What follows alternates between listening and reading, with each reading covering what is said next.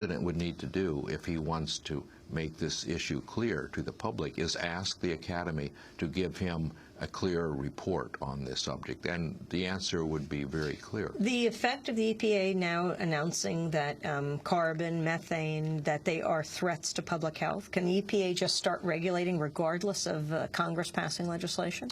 Well, they can, but then when we have a new election and a different party comes to power, that their ability to do that might be changed. And so that's why it's preferable to have laws written by Congress and signed by the president. But in the absence of that, EPA can get us moving in the right direction. And they are beginning to do that, for example, in vehicle efficiencies.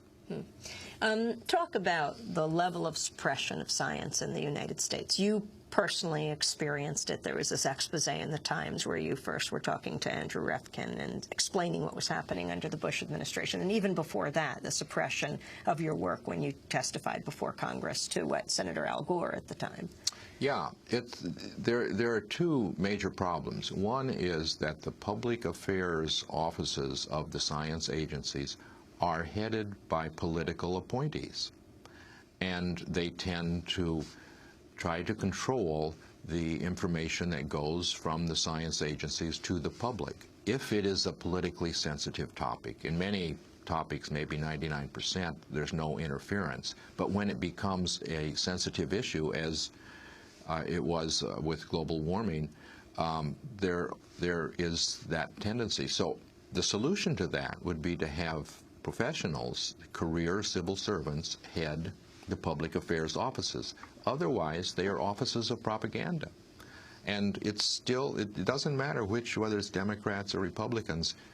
As soon as there's an election, a change of the party in power, they replace the heads of these offices. So they're still offices of propaganda, in my opinion. The other thing is if a government scientist testifies to Congress, he has to first show his testimony to the White House. Doesn't make sense. Why should Congress not get the best opinion of the scientists? This is a power which is just taken by the executive branch, and Congress has not objected to it. Again, it doesn't make sense because the scientists are paid by the public. So they shouldn't be under the control of the White House. They should be free to give the best scientific advice they can. You had a young man, 24 years old, named George Deutsch, put in charge of you as the top scientist over at NASA, Goddard Institute for Space Studies, under the Bush administration. Turned out he hadn't graduated from college, whatever. He was determining who you got to talk to in the media, what information you were putting out. He was... Well, that's the way the story came out in the New York Times.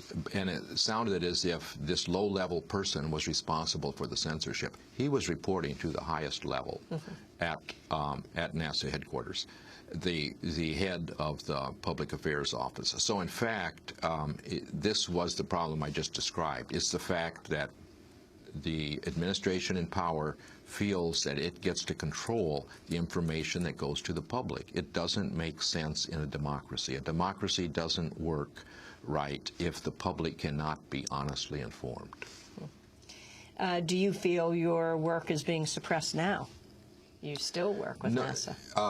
No, I don't feel that it's being suppressed now. But the fundamental problem has not been solved in that the heads of these offices are still political appointees. But I've been, ever since this issue became open during the administration, I've been allowed to say what I want because I think the bad publicity of any censorship is not worth it, so they're not trying to control what I say. You were reporting to the top people. It was not only the top people controlling what you had to say. You were meeting with Dick Cheney, the vice president. You were meeting with Colin Powell to warn them about global warming. What was their response?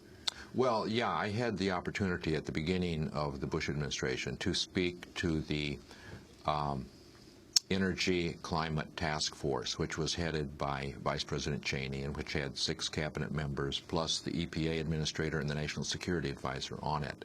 But what I learned was, and I think, gave them a clear story about the dangers in continuing greenhouse gas emissions. But the decisions on what the policies were made a couple of weeks before they listened to the science stories, as I discuss in one of the chapters in my book. So the policies were based on other considerations rather than the scientific information. Finally, what do you think needs to happen right now? Yeah, what needs to happen right now? We have this great opportunity this spring, I would say, to have discussions in the House and Senate about what really needs to be done to solve this problem. And it's not cap and trade with offsets. We can prove that that's completely ineffectual. What we have to do is put a price on carbon, and the money that's collected needs to be given to the public, not used for boondoggles like Congress is taking, plans to take the money from cap and trade that's collected in selling the permits to pollute, and to use that money for things like clean coal, or to give the money back to the polluters. That won't solve the problem. We have to give the money to the public. Do you see the Obama administration in any way going in this direction? I think it's possible. There were a couple of encouraging things in Copenhagen. For one thing, Al Gore made a clear statement that a carbon price is a better solution than cap and trade. And John Kerry also indicated he had an open mind on that question. So that's why I say the discussions in the next few months are very important, because the way the United States goes is going to determine the way the world goes, I think. I want to thank you very much for being with us. Dr. James Hansen is our guest. He is author of Storms of My Grandchildren, Truth About the Coming Climate Catastrophe and Our Last Chance to Save Humanity, and one of the world's leading climatologists. You can go to our website for our full Climate Countdown 2-week series at democracynow.org. Democracy Now! Is produced by Mike Burke, Shrifat Al-Qudus, Aaron Mata, Angela Comet, Steve Martinez, Nicole Salazar, Honey Massoud, Robbie Karen, Mike DeFilippo, Peter Curries, Miguel Noguera, our engineers. Special thanks also to Becca Staley, Julie Crosby, Karen Renucci, Nick Gilla, Hugh Grant, Samantha Chambly. I'm Amy Goodman. Thanks so much for joining us.